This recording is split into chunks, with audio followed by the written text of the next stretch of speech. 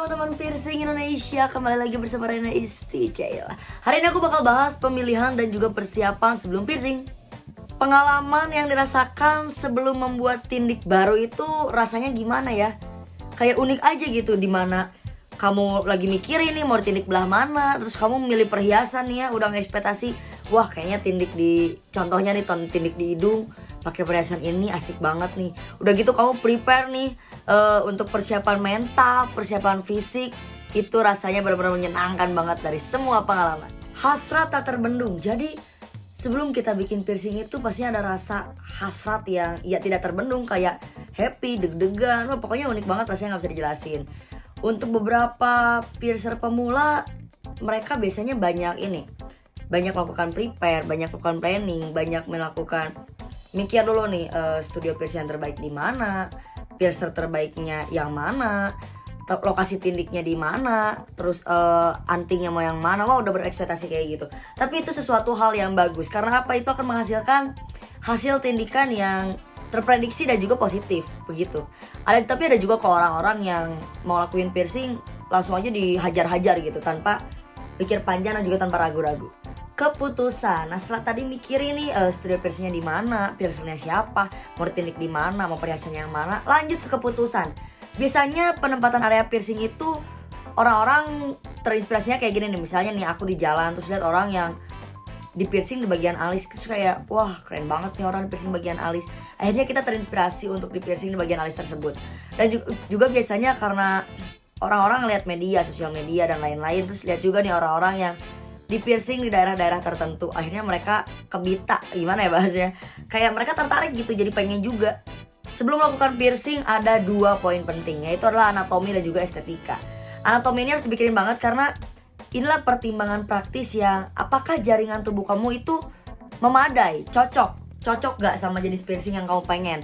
Lanjut nih, kalau misalnya menurut pendapat pribadi kamu, wah kayaknya jaringan tubuh gue oke sih untuk piercing di daerah itu, tanya piercer kamu. Kalau menurut piercer kamu nggak cocok, jangan, karena semuanya tetap ada di tangan piercer. Kalau piercer merasa itu tidak baik untuk kamu, ya nggak akan mungkin kamu di piercing di situ. Itu kalau piercernya juga profesional ya. Selanjutnya nih, kalau misalnya kata piercernya, oh anatomi di sini oke nih, kamu bisa lanjut. Baru deh kamu pikirin estetika yang menurut kamu oke itu bisa dilanjut atau enggak. Anatomi, kenapa sih anatomi penting? Tentunya penting, karena apa? Coba kalian cek bentuk kuping kalian sama kuping teman kalian, pastinya beda. Nah perbedaan-perbedaan yang mungkin sangat kecil itu, tapi itu tuh sangat penting. Karena apa? Tidak semua orang bisa di piercing di tempat yang sama kayak gitu, karena anatominya pun berbeda-beda. Itu penting banget karena itu demi keamanan kamu juga. Jadi sebelum kalian di piercing itu penting banget deh cek anatomi kalian. Tapi ceknya harus ke piercer yang profesional. Wah terus gimana kak kalau misalnya aku udah pengen ditindik di hidung tapi ternyata anatomi aku gak cocok? Coba tanya sama piercer kamu, cocoknya kamu di mana, alternatifnya apa? Percayalah pilihan piercer itu akan jadi yang terbaik. Kalau misalnya alternatif dari piercernya cocok dan kamu juga suka, baru gas ditindik. Selanjutnya estetika. Estetika ini menurut aku relatif sih ya. Jadi setiap orang akan punya pendapatnya beda-beda kayak gitu. Misalnya nih orang yang kupingnya udah lebar, udah besar. Ada orang yang nggak pengen ditindik di kuping, takutnya udah mau besar malah jadi makin pusat perhatian. Ada yang kayak gitu.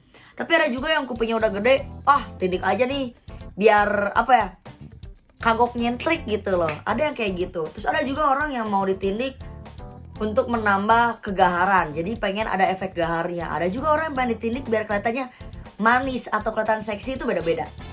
Terus ada juga simetris ataupun asimetris. Ada yang orang misalnya tindik di puting nih, pengennya sebelah aja deh, asimetris, keren, atau gimana, mungkin dia punya filosofinya sendiri.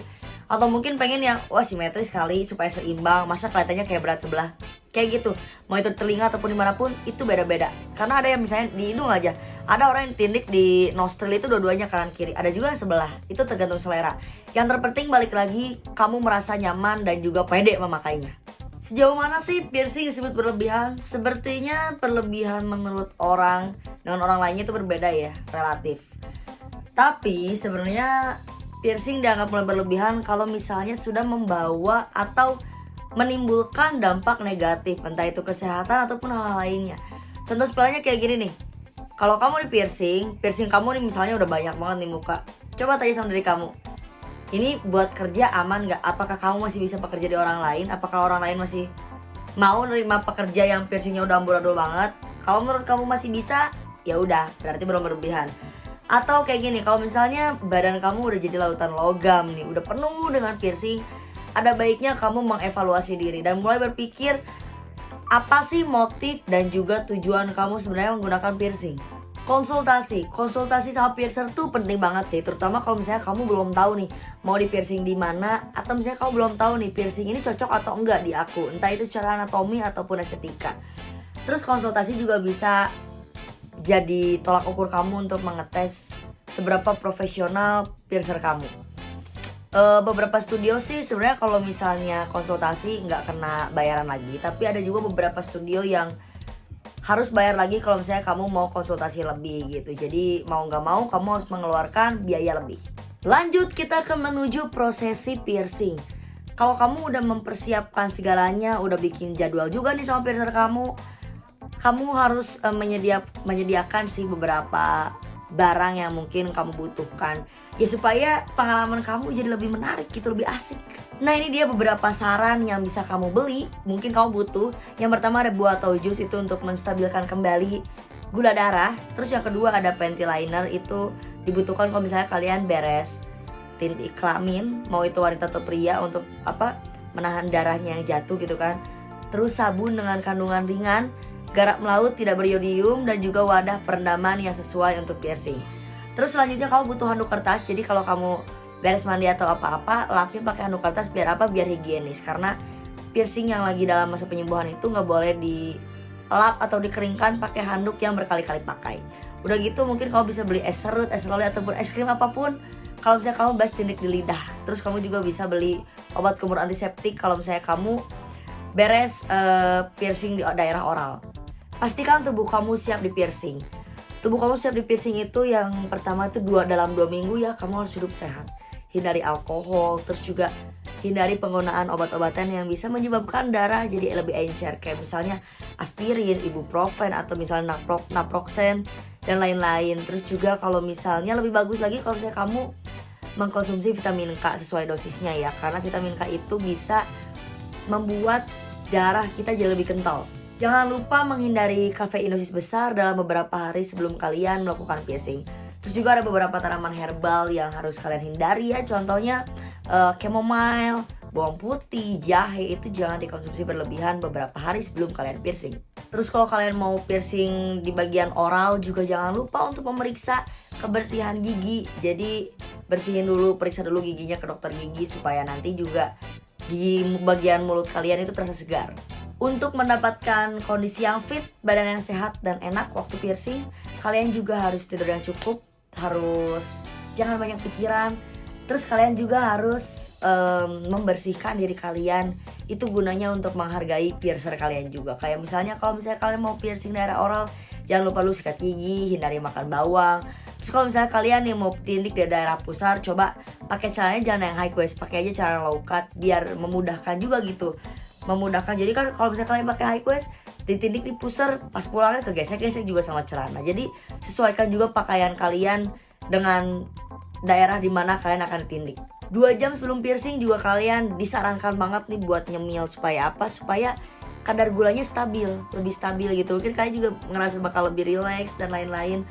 Tapi disaraninnya jangan makan makanan berat ya, karena takutnya nanti malah jadi mual waktu di piercing dan lain-lainnya.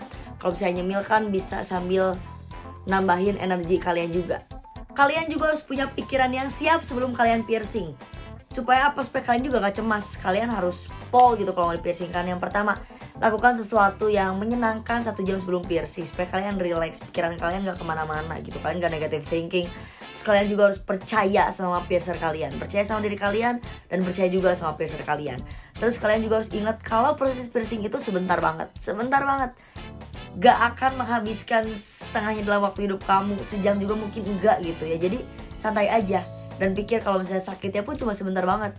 Terus kalian juga ada bagusnya berlatih teknik pernapasan. Nah jadi itu dia pemilihan dan persiapan sebelum tindik. Semoga bisa menjawab beberapa kebingungan kalian gitu kan. Dan juga semoga ilmunya bermanfaat. See you!